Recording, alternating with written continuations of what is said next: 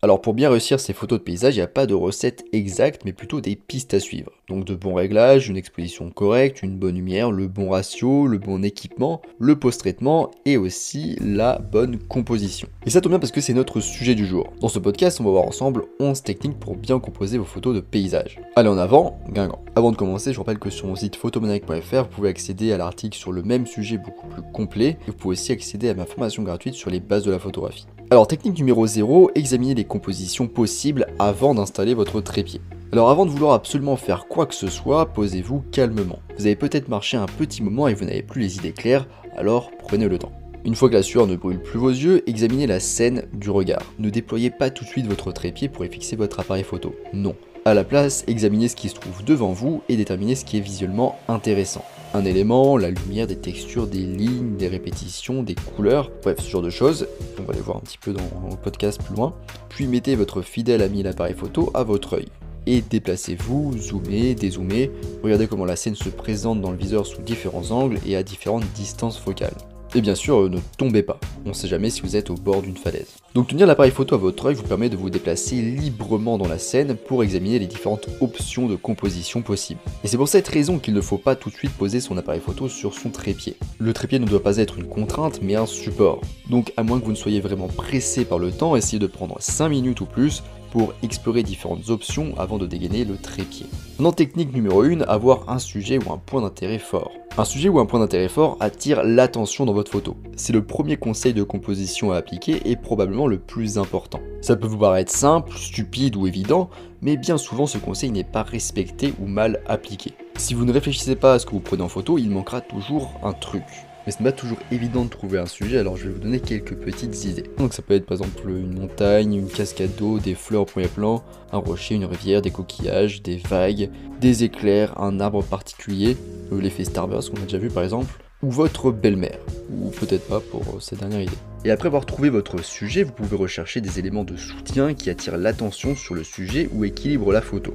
Si vous n'avez rien de spécial devant vous ou que vous êtes hésitant, vous pouvez ajouter une personne au premier plan. Et on peut d'ailleurs inclure plusieurs éléments intéressants dans le cadre. Et en général, on se limite à 3 éléments importants, donc un au premier plan, un au second plan et un à l'arrière-plan. Et l'idéal serait d'avoir au moins un élément intéressant à l'arrière-plan et au second plan, ou un élément intéressant à l'arrière-plan et au premier plan. Et aussi d'avoir un élément qui domine par rapport aux autres si vous avez du coup plusieurs éléments. Et les éléments non dominants ne serviraient que de support ou pour équilibrer votre photo.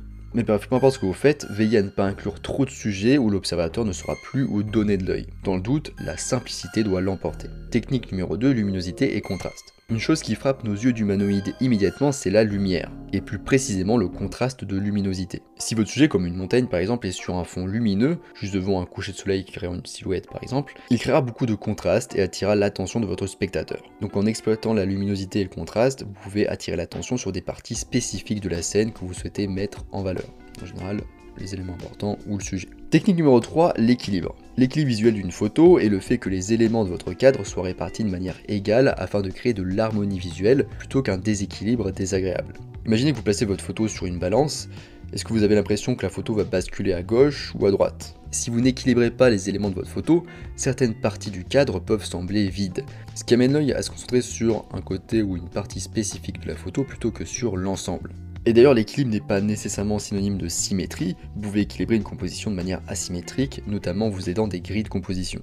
Donc comme la grille des tiers, la grille phi et la spirale dorée. Donc ça c'est des choses dont j'ai parlé déjà, j'ai fait un article sur photomaniac.fr et aussi sur l'équilibre, j'ai fait un article très intéressant. Donc là je prends en exemple en principe une photo où on a un premier morceau de glace à l'avant à gauche, puis un second un peu plus loin à droite et un coucher de soleil au fond. Donc dans cette photo par exemple, donc allez la voir sur l'article ou sur la vidéo, ou essayer de vous imaginer un peu ça. Si vous deviez éliminer le morceau de glace situé en bas à gauche du cadre, le reste de la photo serait déséquilibré et pencherait trop vers le milieu et la droite. Donc là où il y a un autre morceau de glace et où il y a aussi le soleil qui se couche.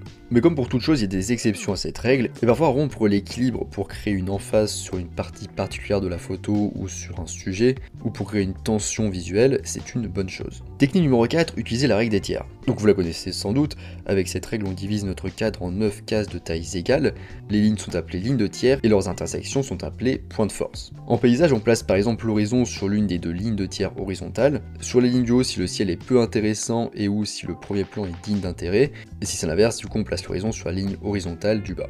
On placera le sujet principal ou le point d'intérêt sur au moins un point de force et ou sur une ligne de tiers. Vous pouvez aussi essayer de trouver un point d'intérêt secondaire et le placer sur un point de force opposé en diagonale par rapport à votre sujet positionné sur un premier point de force. Cela va créer une diagonale dans la photo qui va tendre à rajouter un petit peu de profondeur, notamment si le sujet secondaire est un petit peu à l'arrière-plan, et ajouter aussi un petit peu de dynamisme avec la diagonale. Dans technique numéro 5, intégrer un élément de premier plan. La plupart des photos de paysage présentent un arrière-plan intéressant, comme une montagne lointaine, un coucher de soleil spectaculaire ou une maison sur une falaise. Mais ce qui fera vraiment la différence, c'est d'avoir un premier plan. C'est un excellent moyen de définir le contexte et d'introduire votre spectateur dans la scène. Il permet aussi de créer l'illusion de profondeur. Le spectateur se concentrera d'abord sur un élément au premier plan comme un petit peu d'herbe, puis se déplacera vers le milieu de la scène pour enfin voir la superbe montagne à l'arrière-plan. Le premier plan doit créer un point d'intérêt qui complète le reste de la photo sans détourner l'attention des autres couches, en général, et vous pouvez du coup vous baisser pour vous aider à intégrer un peu plus facilement l'élément au premier plan. Le premier plan peut d'ailleurs aussi éventuellement être le sujet principal de la photo, c'est pas forcément un souci. Technique numéro 6, utilisez l'espace négatif pour isoler vos sujets. L'espace négatif est une technique de composition qui consiste à créer une zone uniforme autour de votre sujet principal. Ce contraste d'espace peut aider à obtenir un sens de l'échelle et aussi à mettre en valeur votre sujet principal.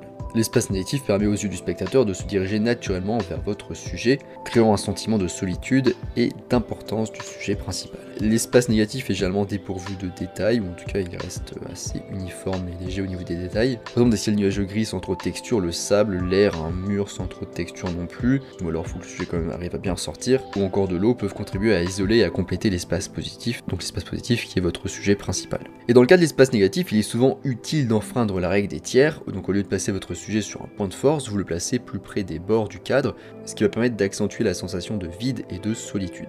Technique numéro 7, utilisez le framing ou le cadrage. Le cadrage ou framing rejoint un petit peu la technique du premier plan. En fait, avoir un premier plan, ça fait un petit peu un effet de cadrage et de framing. Les arbres, les feuillages, les arches rocheuses et les grottes de glace sont autant de parties du paysage naturel qui peuvent être utilisées pour encadrer votre scène. Dans la nature, le cadrage peut être aussi plus subtil, comme par exemple des transitions marquées entre la lumière et l'ombre, ou des couleurs qui contrastent entre elles. Technique numéro 8, classez vos plans par niveau d'intérêt. Gardez à l'esprit que votre photo comporte 3 zones principales. On a le premier plan, donc qui concerne toute la scène qui est proche de l'appareil photo.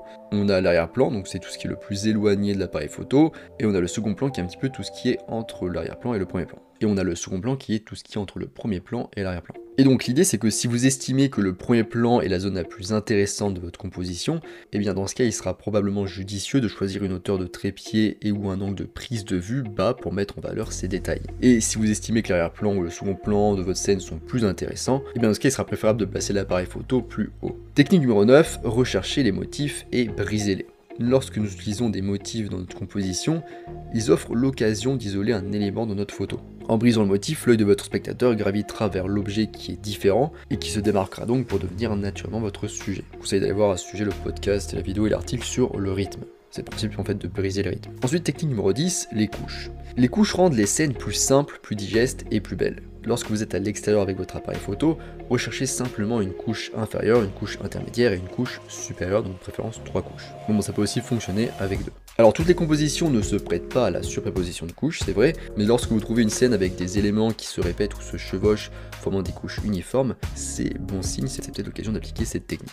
Et 11e et dernière technique, la théorie des couleurs. En photo de paysage, vous pouvez utiliser les couleurs complémentaires, comme par exemple le bleu et l'orange, un peu moins souvent le violet et le jaune, et parfois aussi le rouge et le vert, qui vont créer des combinaisons de couleurs visuellement agréables. Il existe aussi des groupes de 3 couleurs qui fonctionnent bien ensemble dans la théorie, mais en pratique en photo de paysage, ça sera bien souvent le rouge, le vert et le bleu. Il pourrait s'agir par exemple d'une maison rouge ou de rochers rouges qui seraient dus par exemple à la lumière d'un coucher de soleil, avec du coup un ciel bleu à l'arrière-plan et une végétation verte. Ça fonctionne très bien. Voilà, on arrive à la fin de ce podcast sur 11 techniques de composition en photo de paysage. Alors bien sûr, on peut pas toujours penser à tout, on peut pas toujours appliquer toutes les règles évidemment, et parfois même c'est aussi bien de les enfreindre. Donc vous n'avez pas à paniquer si vous n'avez pas appliqué les règles, c'est pas grave, on n'est pas toujours obligé d'appliquer les règles, c'est plutôt des guides ou des idées de composition.